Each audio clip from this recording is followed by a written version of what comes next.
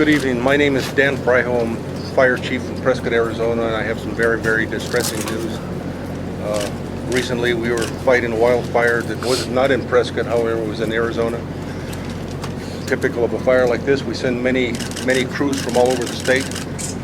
The wildland crew from the city of Prescott, Arizona was deployed to that, and as a result of circumstances that I'm not aware of or have not been informed of yet, our entire crew was lost. We lost 19 people in this wildfire. It's one of the worst wildfire disasters that's ever taken place. I don't have a lot of information for you. I can only tell you that right now we're an organization in the city that's in grief. We respect the media, and we wish that we will respect the grief that we're going through also.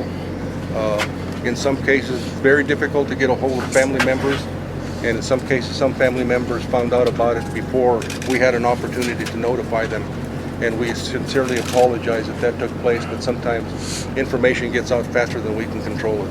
But what I would like for you to do is to bear with us. Hopefully we'll have more information tomorrow morning at 10 o'clock. There will be a briefing. The mayor will be making statements. We'll be making statements. Hopefully we'll have more information for you. But right now, what we do know is that 19 firefighters were killed in what probably the worst disaster that's taken place in wildland history here in the state of Arizona. We grieve for the families, we grieve for the department, we grieve for the city, and that's all the information I really have. Please, once again, bear in mind that the families are in terrible shock. Fire departments are like families, and so the entire fire department, the entire area, the entire state is being devastated by the magnitude of this incident. So if there's any questions that I can answer, I will. Other than that, I really don't have more information than I can give you now. Can you clarify, was there any of our Granite Mountain hotshots who survived? There was one that survived. He was not there at that time. He was not there? He was not at the location at that time. He was in on the fire in a different location? In a different location. When do you think you'll have names? We will not give names until the appropriate time. I don't have an answer for you there, but we will not be giving out names until it's an appropriate time. You mentioned you're having difficulty reaching out to some of those family members. Say it louder. Can you tell us how many families you have been able to contact at this time? No. We think we've contacted all of them. Some were contacted by email inappropriately, and some of them were contacted the proper way, which was for us to send representatives to the house, to the families, to talk to them personally. That's our preference. We don't like information to go out under these conditions unless it's personal. Can you tell us any circumstances that don't know. Don't know. We don't know what the situation was that caused it. We just know the effect. Do we have any other Prescott firefighters who were injured? No. This was the hotshot crew.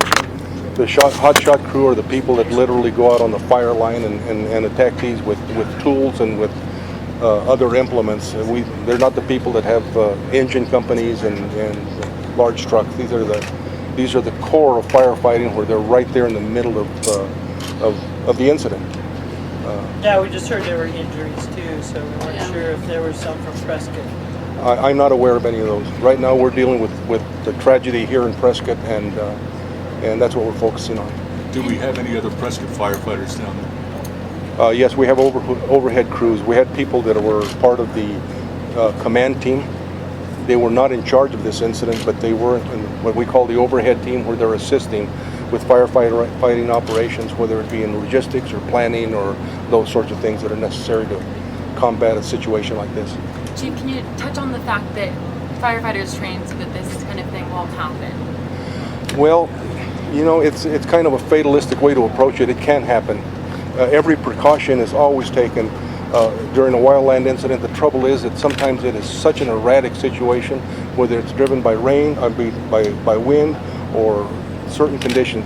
The fire that we just had on Granite Mountain had exactly the same weather patterns that we're dealing with here, but we didn't have people that were in those areas. I'm not saying it's the same thing, but it's a similar phenomenon. When you have that much fuel and that dry conditions and those kind of wind conditions, it can become extremely unpredictable. What we do is we teach our people to be safe, to take safety precautions.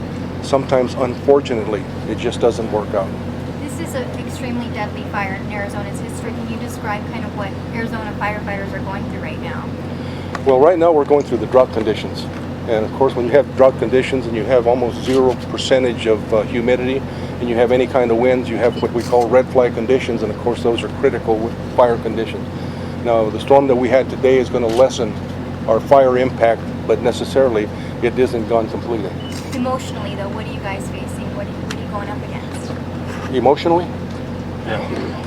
We're devastated. We just lost 19 of some of the finest people you'll ever meet. I mean, right now we're in crisis. I hope my demeanor now does not represent how we all feel. It just happens to be the job that I have at the moment. But truly, we're going through a terrible crisis right now. Definitely in a state of shock. I'm sorry? In a state of shock, I'm sure. Yes.